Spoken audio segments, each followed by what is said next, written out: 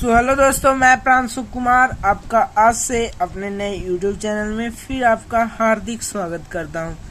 आज हम लोग RS Agarwal class 10th exercise 7B question number 16 को बनाने वाले हैं। मुझे इस क्वेश्चन में काफी ज्यादा डाउट रहता है। ये क्वेश्चन रिपीटेड टर्म पे बेस्ड पे पूछा गया है। काफी मस्त क्वेश्चन है। बस ये थोड़ा लेंदी है बट ये क्वेश्चन आपसे बन जाएगा if your understanding power is good.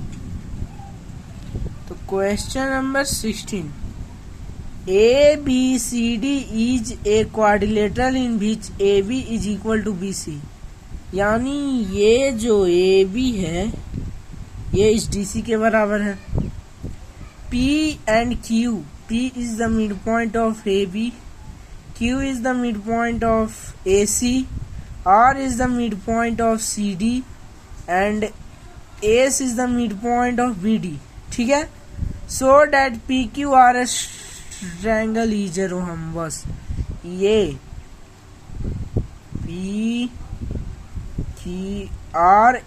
PQRS rhombus है। अब मैं आप उससे पूछता हूँ rhombus के क्या क्या कैरेक्टरिस्टिक होते हैं। पहला, रोहेम्बस का चारों साइड पैरेलल होगा और दो साइड इक्वल होगा। मैं क्या कह रहा हूँ, अगर ये रोहेम्बस है तो ये इक्वल, ये इक्वल, ये इक्वल और ये इक्वल, यानी चारों साइड इक्वल होगा। हमारा चारों साइड क्या होगा? इक्वल होगा। साथ ही साथ अपोजिट साइड पैरेलल होगा और इक्वल होगा। ठीक है। तो मतलब अगर हम इक्वल विद मीट मीन्स अगर हम पैरेललोग्राम को इक्वल दिखा दे तो हमारा रोहेम्बस बन जाएगा। तो बस इसी प्रकार इस क्वेश्चन को बनाना शुरू करते हैं। मैं आपको एक बात, जितना भी ज्योमेट्री बेस्ड क्वेश्चन होता है उसमें सबसे पहले हम गिवन लिखते हैं। गिवन क्या क्या है? ABCD is a quadrilateral.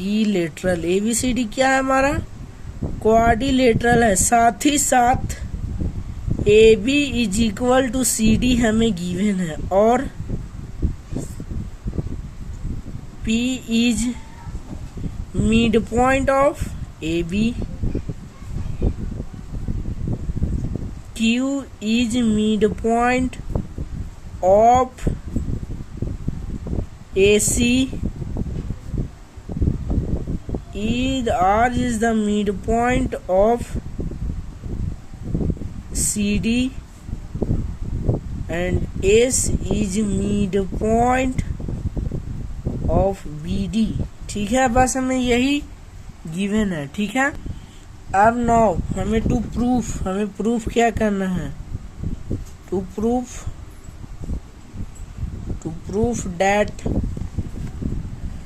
prove that PQRS is a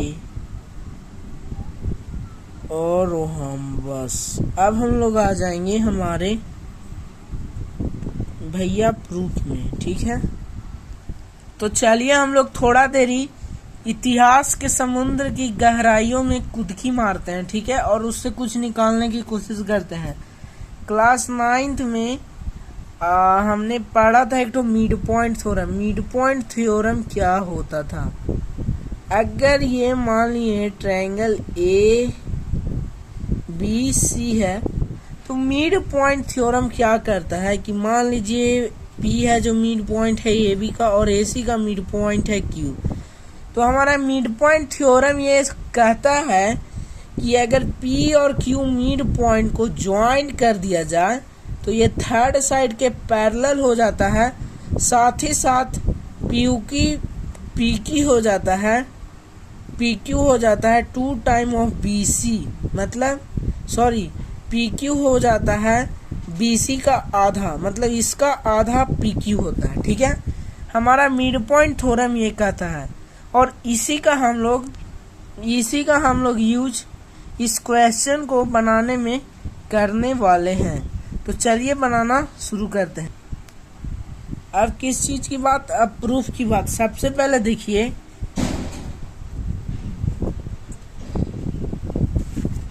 मैं आपको बताता हूं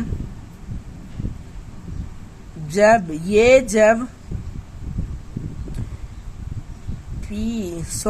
ट्रायंगल को देखो, ये ट्रायंगल को देखो, बी डी ए ट्रायंगल को देखो, किसको देखो,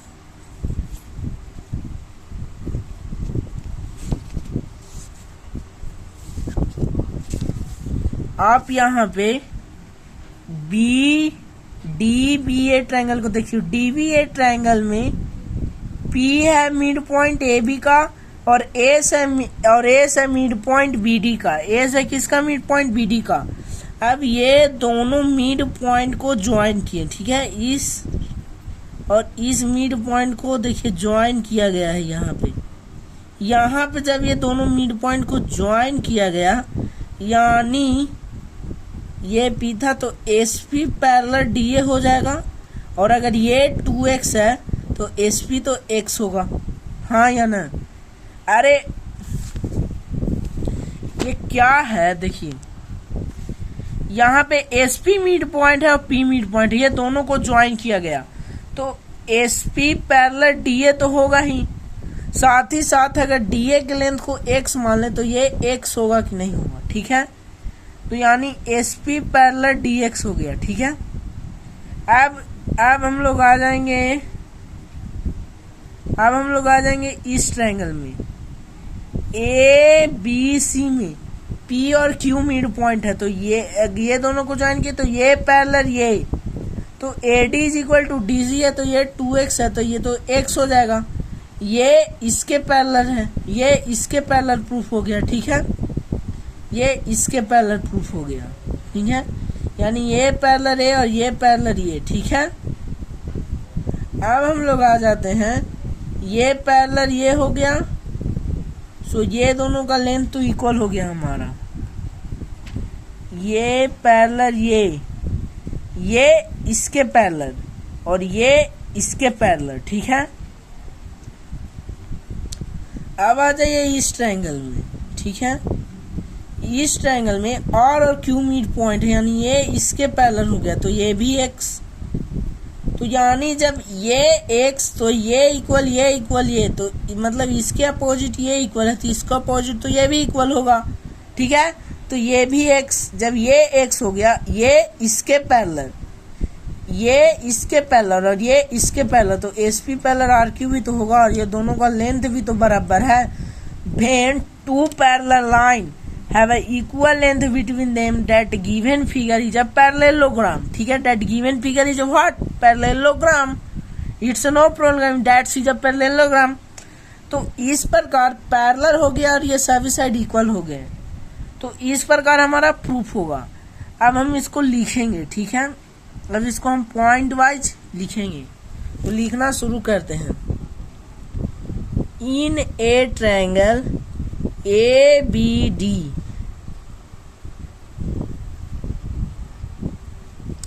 in a triangle ABD, S and P midpoint is joined, so according to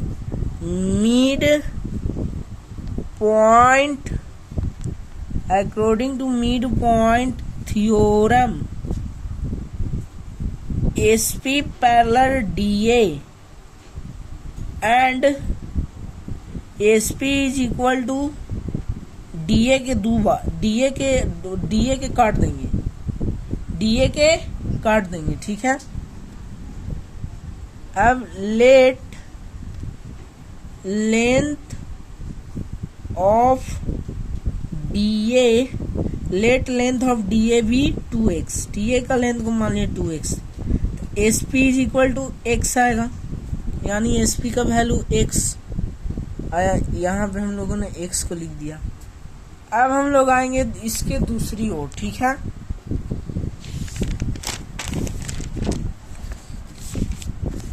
अब देखो,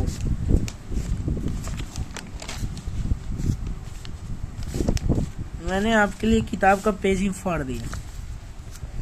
अब हम लोग लिखेंगे इन अ ट्रायंगल ए सी, अब in a triangle A C B,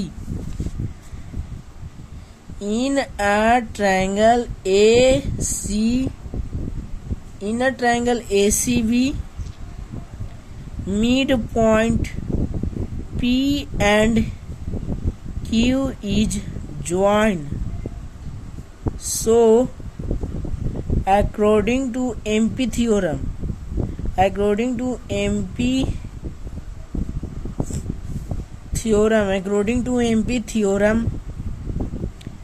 PQ parallel BC,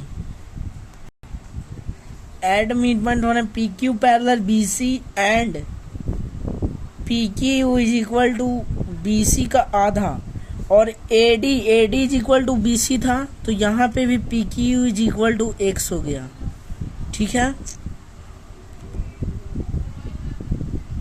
Again in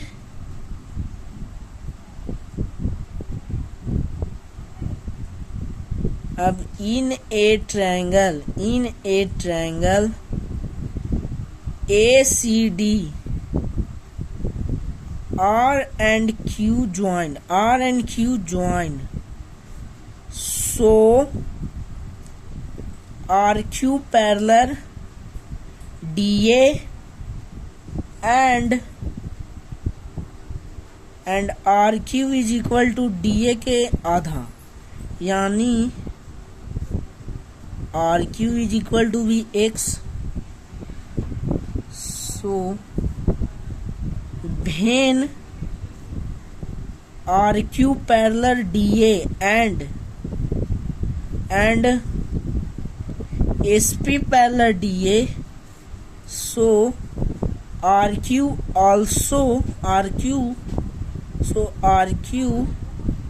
parallel to SP is also,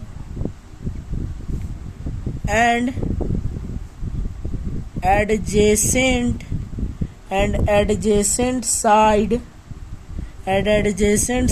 SP and QP is equal with length of X. So in this way PQR is a rhombus. तो I hope इस प्रकार हम proof कर देंगे ये triangle किस प्रकार है हमारा रोहम्बस. तो आई होप आपको ये कंसेप्ट अच्छे से समझ में आया होगा.